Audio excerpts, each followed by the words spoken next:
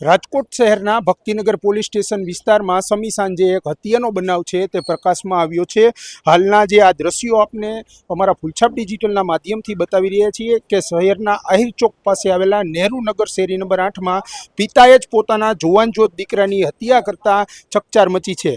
હાલ સમગ્ર બનાવને પગલે અત્યારે જે પોલીસ કાફલો છે તે ઘટના સ્થળ પર આવી પહોંચ્યો છે।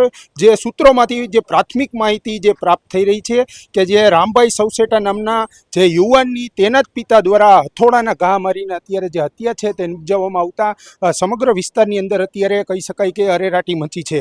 હાલ હત્યાનો જે બનાવ બનતાની સાથે ડીસીપી હેતલ પટેલ તેમજ ભક્તિનગર પોલીસનો કાફલો છે તે અત્યારે ઘટના સ્થળ પર આવી પહોંચ્યો છે। જે રીતે આપ દ્રશ્યોમાં જોઈ રહ્યા છો કે અત્યારે જે અહીંયા હત્યાનો બનાવ બનતાની સાથે જ અત્યારે જે લોકોના જે ટોળા છે તે એકત્ર થયા છે અને જે અત્યારે જે હત્યા જે બની છે, હત્યાનો જે બનાવ બન્યો છે તેને જ પગલે અત્યારે એફએસએલને સાથે રાખીને જે સ્થાનિક પોલીસ છે તેના દ્વારા અત્યારે પંચનામું કરવાની જે તજવીજ છે તે હાથ ધરવામાં આવી છે। સૂત્રોમાંથી જે માહિતી મળી છે તે રીતે વાત કરવામાં આવે તો જે આરોપી જે પિતા છે તેને પોલીસે અત્યારે જે હસ્તગત કરીને કયા કારણોસર હત્યા નિપજાવવામાં આવી હતી તે દિશામાં અત્યારે હાલ ભક્તિનગર પોલીસ દ્વારા આરોપીને ઝડપી પાડવામાં આવ્યો છે અને જે તપાસ છે તે શરૂ કરવામાં આવી છે।